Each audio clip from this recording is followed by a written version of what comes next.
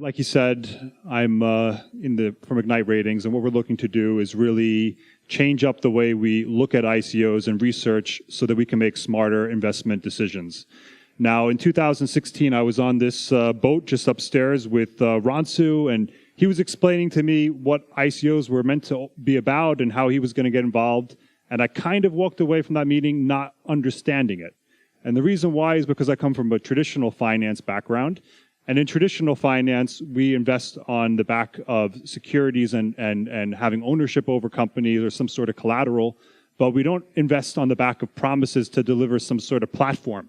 You know, someone who produces a white paper and says, "Hey, I'm going to build this," we don't make investments on that. So I was very confused how the whole thing would work.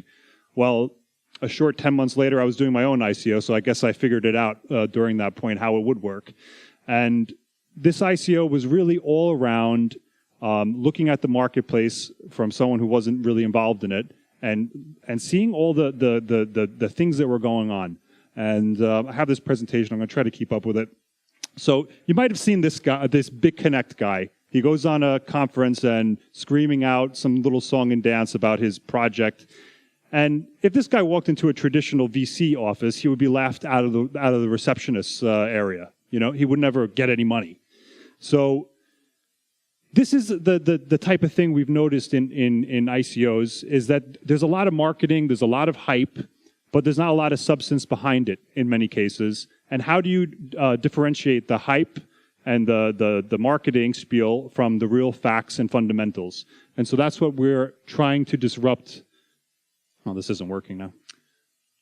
Anyway, I'll just do it without the slides. So in the traditional world, we have ratings agencies that provide investment intelligence. And these ratings agencies are very centralized. And they've often had some problems because what they're effectively doing is using a model that was invented in the 1300s, where the Medici Bank was expanding throughout Europe. And the Medici Bank decided, hey, we'll create a international credit system between all of our branches where one letter of credit from one bank branch would be usable in another bank branch. And what this did was very innovative at the time because it allowed international commerce to really thrive. But it also resulted in the bankruptcy of the Medici Bank. Why was that? Well, that was pretty much because these centralized efforts created bank managers who had a flawed incentive. They had an incentive to look good in their community. They had an incentive to write more loans. But they didn't necessarily have the incentive to make sure their clients really had the capacity to repay them.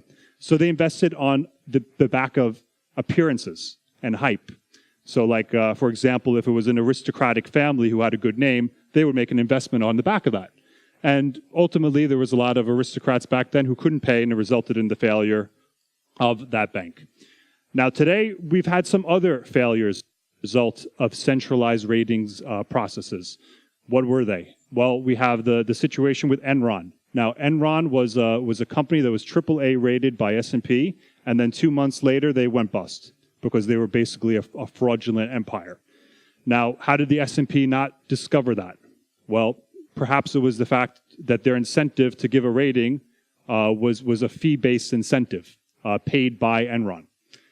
Now, in going a little bit in more recent times, in 2008, we had a financial crisis, which was also a result largely due to centralized rating agencies who decided that they wanted to give all the banks loans a great rating and then sell those mortgage-backed securities onward.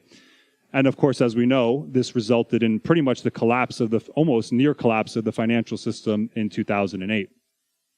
So when we get into crypto, I'm often asked, well, why are ratings important and why is good investment intelligence so important? And the truth is really because we're giving our money to companies that have a promise to build something and deliver something. We need to make sure that the guys behind it actually have the capacity to do it. So in the case of crypto, there have been ratings agencies and reviewers that have come into the market to provide these types of services. And they're doing very well, most of them. So companies like, for example, ICO Bench and ICO Rating, they provide a rating, but again, for a fee. And in many cases, it's resulted in truthful ratings, but also in some instances, there has been cases where those ratings were actually nothing but like total outright lies and frauds due to the incentive of them wanting to get paid.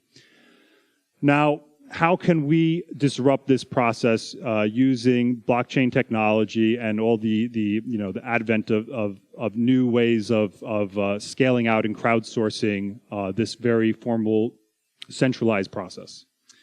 So pretty much, I'm guessing everyone that's left here is investing or has invested in ICOs, and you no doubt had an opinion on why you did it. Maybe you're not an expert in law, or maybe you're not an expert in finance, but perhaps you knew some of the team and you were able to really research who those guys are, and you know that they're solid. Maybe another guy who invested in this room could have been an expert in law and knows that the jurisdiction they're operating in is favorable towards ICOs or other various details. But in the end, you came to this conclusion and you made an investment. And so what we're doing at Ignite is we're saying, hey, come on our platform and tell us why you would want to make an investment in this particular ICO or this particular listed crypto, one that might be already trading. And when you come on the platform, we run it all through a reputation-based system. So you enter our ecosystem with no reputation, meaning you have no influence whatsoever over the ultimate ratings process or ratings outcome. But as your opinions and reviews get vetted by our community, so everyone starts to see what you're producing and starting to value the content that you're submitting, you start to establish a reputation for yourself, much like you would in normal life. And once you have a reputation, then you can start to influence the decision of an attached fund that we have as to which projects and assets we will be investing in. And the projects and the different assets that we invest in, should they be successful and result in a gain, we will then share that back with those users who are making that rating. And what this does is it aligns everyone's interest. So at Ignite, we're not getting paid to do ratings. We're actually just investing in this stuff. So we're looking at this from an investor's point of view. We're saying we want the best content so we can make the best investment decisions. We're not saying we want to make a rating so we can get paid. And that's what we incentivize our community to do. We incentivize them to give good quality content so that our system can generate a ratings on the asset. Now, how does blockchain fit in with all this? Well, as you know, when something goes on the blockchain, it can't be erased, and there's no element of fraud that could be perpetrated, right? So we have a history that's open source where everyone can go and view the reasons why I think something was rated well, the reputation of the people who were involved in coming up with that rating, and why we invested, and so on. And then what we do in the end is we distribute those ratings reports to various websites and exchanges that might have an interest in using that information so that their own users can make better investment decisions. So that's what we're doing with Ignite, and that's how we're trying to disrupt the centralized ratings business. And I'm trying to keep it short because I'm a little short on time, but I would love to answer any questions anyone might have about that. Doesn't look like it. Any questions? No? No, I think not. No. Okay, well, Chris, thank you very much. Yeah, you're welcome. Cheers, thank you.